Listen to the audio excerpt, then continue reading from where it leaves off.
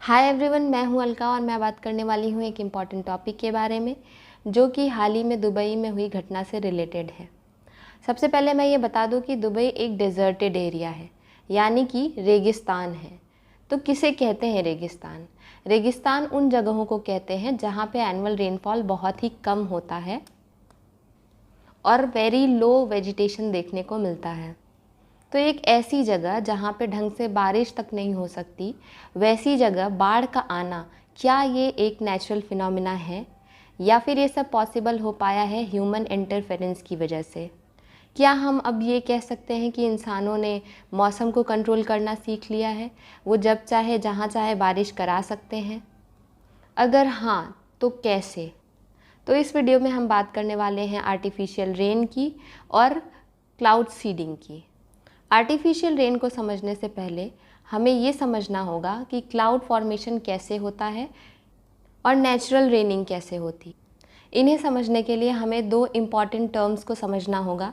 एक है वेपराइजेशन और दूसरा है कंडेंसेशन। तीन स्टेट्स ऑफ मैटर होते हैं: गैस, लिक्विड और सॉलिड। जब लिक्विड से गैस में कन्वर्जन होता है तो उसे हम कहते हैं वेपराइजेशन, और जब गैस से वापस लिक्विड बन जाता है तो उसे हम कहते हैं कंडेंसेशन। ये एक वाटर बॉडी है और जैसे जैसे टेम्परेचर बढ़ता है पानी गर्म होकर के ऊपर उठने लगता है, यानी कि लिक्विड से वेपर में बदल रहा है। और जो प्रोसेस इन्वॉल्व्ड है वो है वेपराइजेशन। अब जैसे जैसे ये वाटर वेपर ऊपर उठने लगेगा, हायर एल्टीट्यूड्स पे जाएगा, धीरे धीरे टेम्परेचर कम होने लगेगा और कंडेंसेशन की प्रोसेस स्टार्ट होने लगेगी, यानी कि वेपर से वापस धीरे धीरे लिक्विड फॉर्म होने लगेगा। अगर मैं आपको एक गर्म चाय का कप दे दूं तो आप देखेंगे कि उसमें से वाटर वेपर्स निकल रहे हैं, यानी कि वेपराइजेशन हुआ है। ये वाटर वेपर्स जैसे जैसे ऊपर उठेंगे इनको ठंडा टेम्परेचर मिलता जाएगा।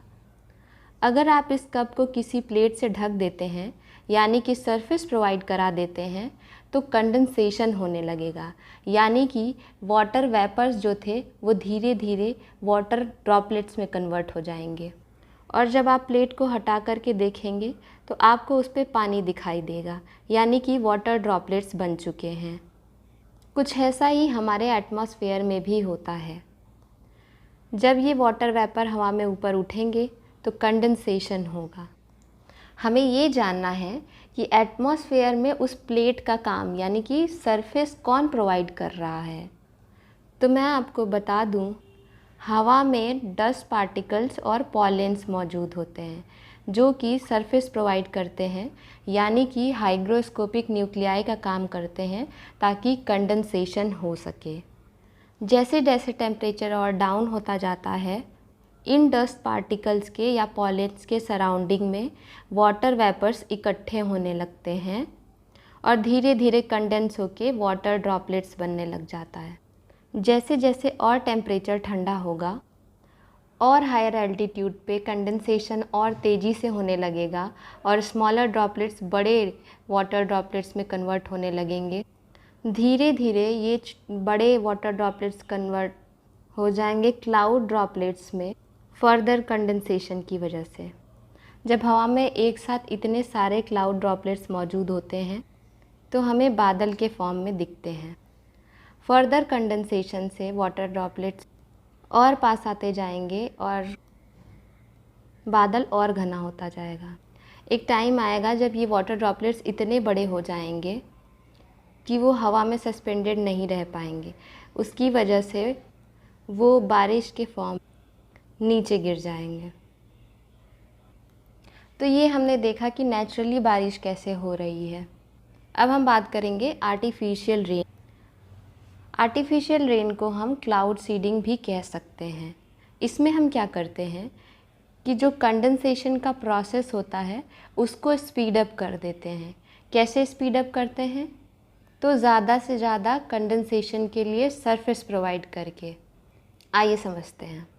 हवा में जो बादल मौजूद होता है उसमें हम कुछ ऐसे केमिकल्स का छिड़काव कर देते हैं जो कि एक बेहतरीन सरफेस का काम करते हैं, यानी कि हाइग्रोस्कोपिक न्यूक्लियाई का काम करते हैं। इन हाइग्रोस्कोपिक न्यूक्लियाई के सराउंडिंग में वाटर ड्रॉपलेट्स तेज़ी से इकट्ठा होने लगते हैं और कंडेंसेशन का प्रोसेस स्पीड अप हो जाता है।